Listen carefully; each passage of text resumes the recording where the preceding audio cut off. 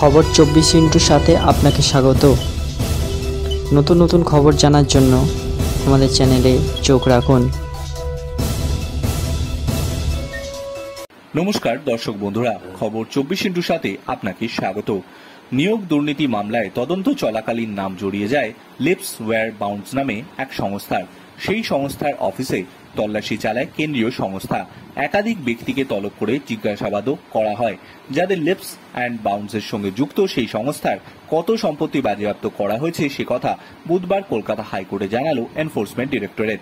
এদিন বিচারপতি অমৃতা সিনহার বেঞ্চে ইডি জানায় মোট 134 কোটি টাকা বাজেয়াপ্ত করা হয়েছে। এই কথা শুনে বিচারপতি অমৃতা সিনহা প্রশ্ন করেন, দুর্নীতির টাকার অঙ্কের অনুপাতে এটা খুব নগণ্য বলে মনে হচ্ছে না? তিনি যে এই রিপোর্টে খুব একটা সন্তুষ্ট নন সেটা বুঝিয়ে দিয়েছেন বিচারপতি। ইডির উদ্দেশ্যে বিচারপতি বলেন, অভিযোগ উঠেছে যে চাকরি বিক্রি হয়েছে, এটা একটা স্ক্যাম।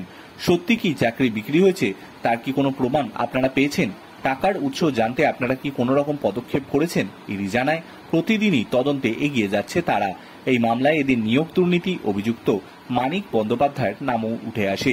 ইডি জানায় প্রাক্তন পর্ষদ সভাপতির মামলা সুপ্রিম কোর্টে বিচারাধীন, তাই শুনানি হচ্ছে না। তাকে জিজ্ঞাসাবাদ করলে আরো অনেক তথ্য পাওয়া যাবে বলে দাবি করেছে ইডি। আগামী 12 জুন এই মামলার পরবর্তী শুনানি। ফের রিপোর্ট দেওয়ার নির্দেশ দিয়েছে বিচারপতি সিনহার বেঞ্চ। উল্লেখ্য, লিপস অ্যান্ড বাউন্স নামে যে থাকা সম্পত্তি বাজেয়াপ্ত করার প্রক্রিয়া শুরু হয়েছে, তার মধ্যে কালীঘাট রোডের দুটি বহুতল রয়েছে বলে চলতি বছরের শুরুর দিকে জানিয়েছিল ইডি। ইডির দেওয়া তথ্য বলছে, এর মধ্যে একটি বাড়ি কিনেছিল সুজয় কৃষ্ণ ভদ্র এবং অপরটি কিনেছিলেন অমিত বন্দ্যোপাধ্যায়। ব্যুরো রিপোর্ট, খবর 24x7।